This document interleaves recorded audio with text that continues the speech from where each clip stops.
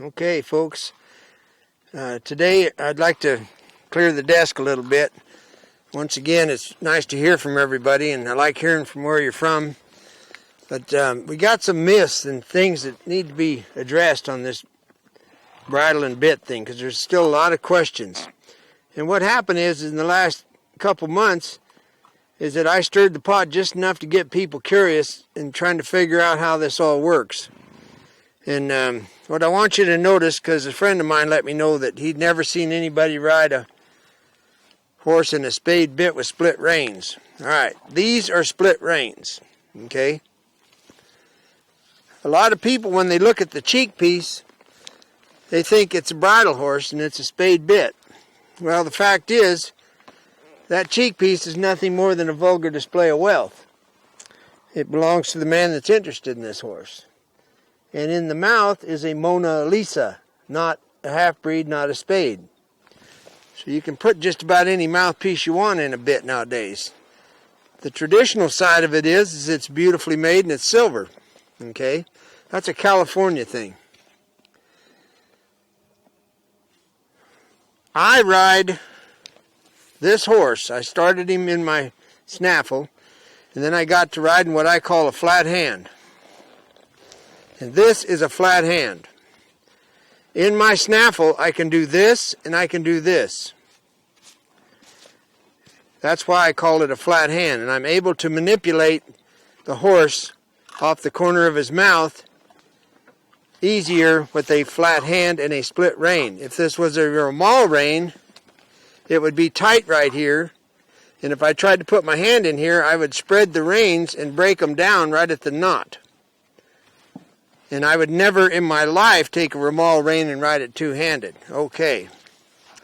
So what's happened is last time I talked to you about this horse, I've been riding him outside in this bit, and we've progressed into starting to get an idea. It's going to take quite a while to get this horse right because of the lack of muscle in here.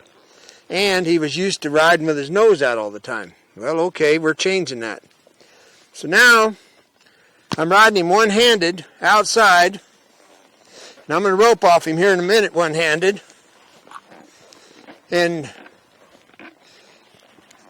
one of the reasons I'm riding one-handed, meaning the reins are together now, not a flat hand, is because now I'm up in the roping position. And I need him to bridle up in the roping position, which he's doing off and on, off and on. So when I ask, I can lift him. I can give him the rein back with my coils in my hand. He can find the perfect spot to be able to roll that cricket, and he's going to learn to bridle up. That's how this works. And just so we, hopefully it'll help clear things up. If we were sitting on the porch of the Tejon bunkhouse in 1920, this wouldn't even be a conversation because nothing was done like this then. Okay, everybody wants the California vaquero tradition and all that. Well, okay.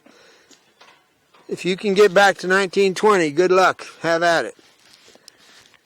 This is today. I get horses that have been rode a long ways in a really sorry bit, and they're allowed to stick their nose out and get hollow in the back. So I need to transition them into some kind of dignity and get them on the hindquarter, which I'm gaining on this horse. Now, another reason that I ride a flat hand, once again, this is a flat hand. And I'm not whining, but I stuck this hand in a hay grinder. And it came out, I got all the fingers back, but it's kind of hard to wave now. So I have learned over the years to adapt, and the flat hand works really good for me. So call it whatever you want. That's what I wanted to explain to you about these split reins.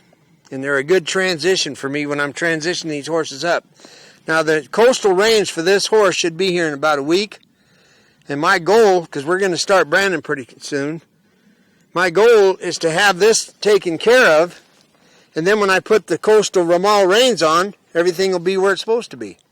That's the steps it takes for me to accomplish what I want to accomplish.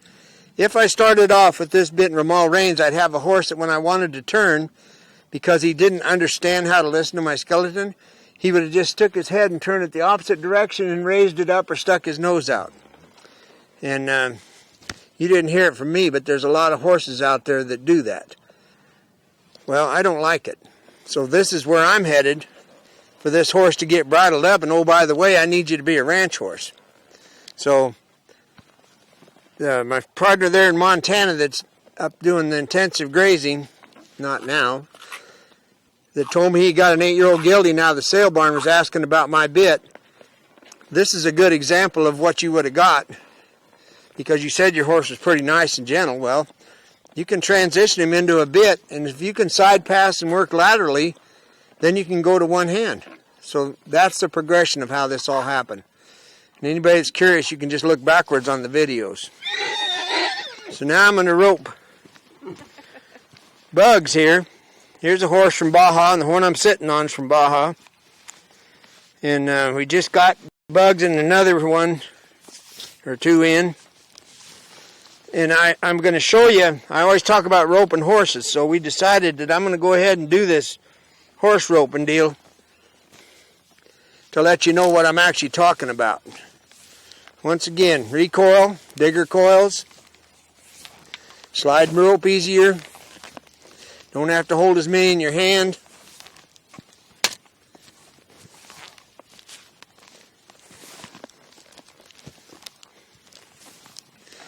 Now, roping them around the neck is the first thing that happens.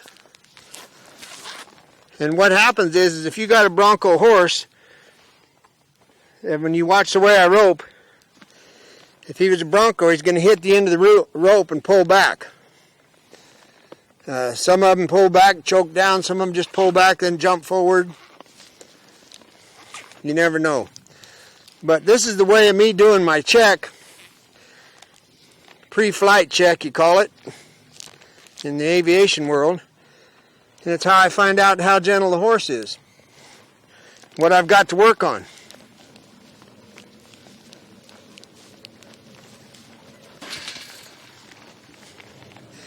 And what I want you to watch is while I'm roping this horse, I'm working this one that I'm riding and working on getting him bridled up.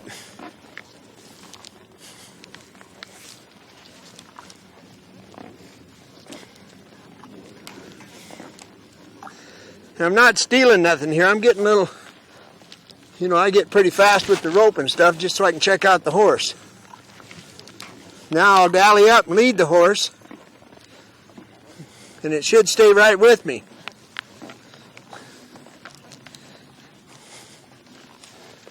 Now when I start a colt, this is actually how it happens. It's the same thing.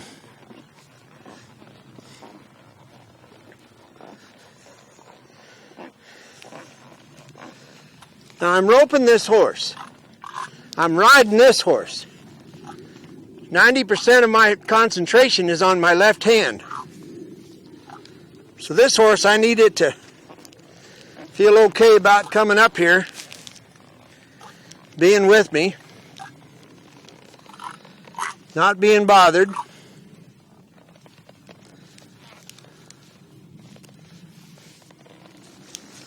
And I can check it out. Now if you'll notice, my hand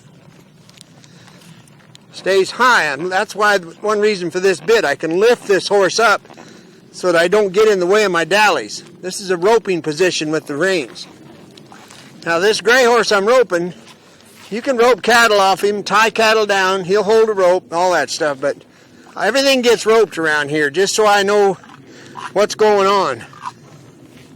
That's just part of the program around here.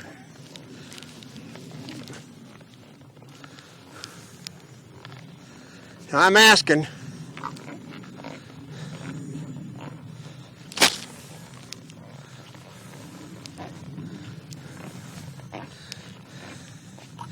that's a horse moving off a field. That's what I want to see.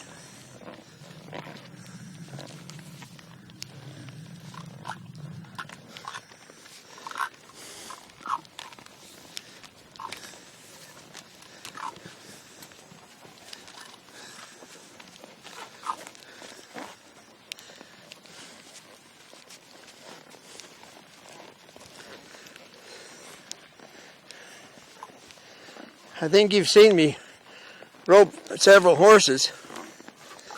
And the ones from Baja, it usually takes about 1/10 of the time because they aren't too bothered about anything. And that's the reason why we bring them over here for people to buy them, so they can have a gentle horse with a good work ethic.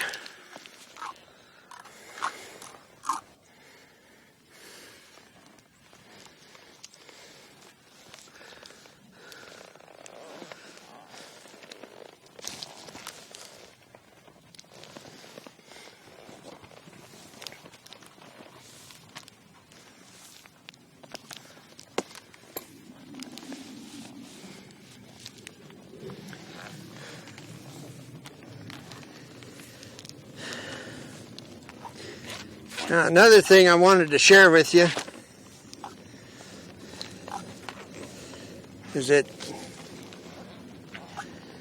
this bridle thing, the mouthpiece, there's 3 kind of mouthpiece on what they call a port bit.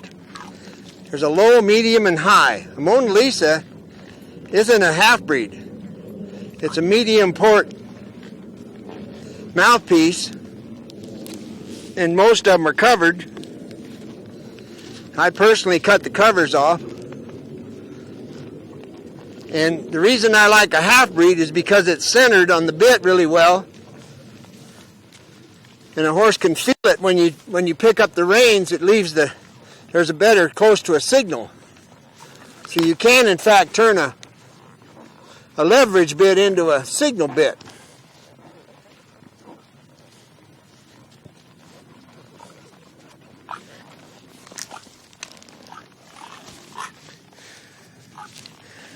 So you can appreciate the fact that when you're working a horse and you're roping horses, you get to actually work 2 horses. Now in the trivia world, I mentioned branding season, and I've shared with you before, I prefer shipping over branding just because it's more horsemanship involved. But when I was able to run a crew and have a branding, something I like to do is always have a wood fire. And that to me is important. One of the main reasons is because when you pick up this lifestyle, you don't do it for the wages, you do it for the quality of life. And when you're in a branding pen, you got a branding stove going off of a propane tank, it kind of takes away from the serenity. And I know I'm old school, but I don't care for the noise. The other reason is a wood fire, what I do is if I put my fire in the middle of the corral, I don't have to worry about them tearing up a propane stove or a hose or a big wreck from a tank. Because I like it in the middle of the corral so you can drag calves to either side. And the humor part of it is when you do that, whoever's branding, you get to watch them think before they brand because they're going one side of the fire and the other side. If you think about that, you'll get the humor in it. But another thing that I do is when I dig my hole for my fire, I put a disc blade in the bottom with the curb part up. Because I always, farming's one thing, but this is one actual reason that's good for a disc blade. And then you build your fire on it, and it'll keep your irons a lot hotter, and you don't burn as much wood. So people always want to know about trivia. Well, a disc blade, that's one thing that's good for is a branding fire. And if you got a friend that you want a trick or you don't care much for, just tell him you need to borrow his tow chain.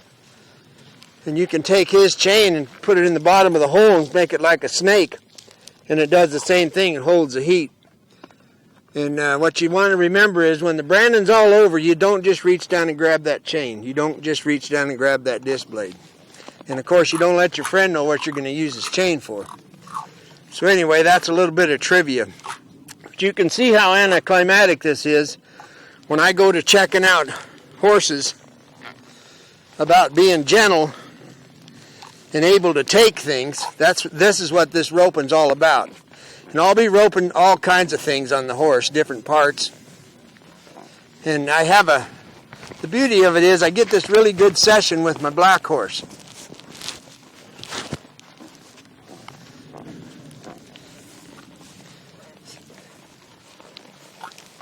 And I want to say hello to my friend Elise in North Carolina, who's one of the nicest people on the planet, and wish her a Merry Christmas and let her know just how special she is. We've been friends since high school, so hello Elise and Merry Christmas. Thank you.